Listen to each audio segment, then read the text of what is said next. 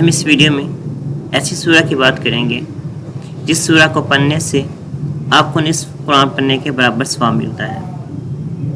اگر گھر میں سیب موجود ہوں تو اس سورہ کی مدد سے ان سیب کا اثر ختم کیا جا سکتا ہے۔ مشکل سے مشکل کام بھی آسان ہو جائے گا۔ اگر دشمن پر فتح پانا چاہتے ہیں، اس کا دفاع کرنا چاہتے ہیں، تو تب بھی اس سورہ کا آپ ورد کر سکتے ہیں۔ اگر آپ اپنے اندر ٹائم کی پابندی کرنا چاہتے ہیں تو تب بھی اس سورہ کے ذریعے یہ ممکن ہے۔ تو آئیے بنا تاخیر کے آج کی ویڈیو سٹارٹ کرتے ہیں۔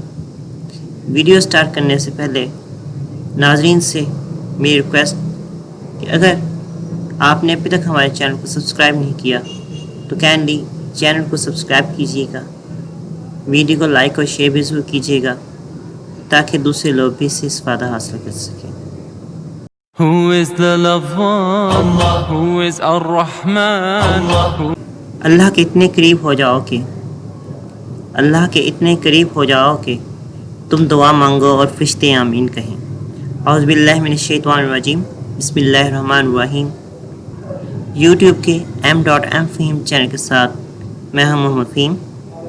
میرے تمام دیکھنے اور سننے والے ناظرین کو میرا اور میری ٹیم کی طرف سے السلام علیکم ورحمۃ اللہ وبرکاتہ۔ آج جس سورہ کے فضائل کی بات کریں گے وہ سورہ قرآن مجید کے 30ویں پارے میں سورہ نمبر کے لحاظ سے 99 نمبر پر موجود ہے۔ سورہ کا نام ہے سورہ زلزال۔ اس سورہ کو لکھ کر اسیب زدہ مکان یا مقام پر رکھ دیں، انشاءاللہ اسیب کے اثرات ختم ہو جائیں گے۔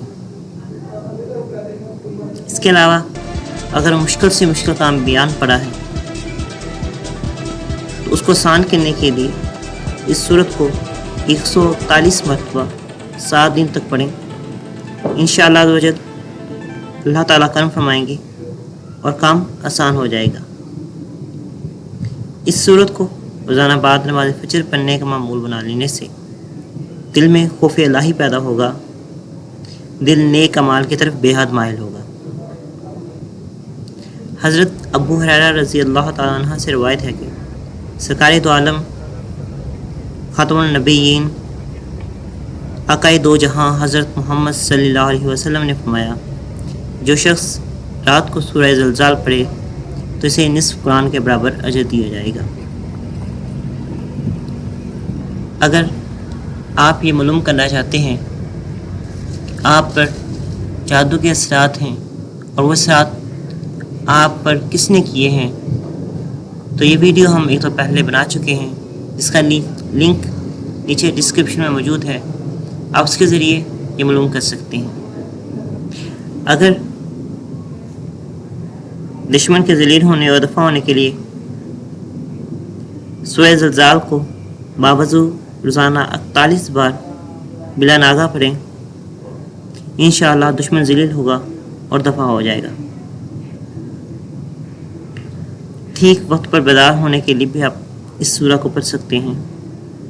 کچھ لوگ ایسے ہوتے ہیں جو یہ سوچتے ہیں کہ ہم صبح تہجد کی نماز اٹھیں گے یا فجر کا ٹائم اٹھیں گے، صبح اٹھنے میں ان کے ٹائم کی پابندی نہیں ہوتی، تو اس شخص کو چاہیے سونے سے پہلے باوضو 3 مرتبہ سورہ زلزال کو پڑھ لے اور سو جائے، انشاءاللہ جس وقت اٹھنا چاہے گا اٹھ جائے گا اور وقت پر آنکھ کھل جائے گی۔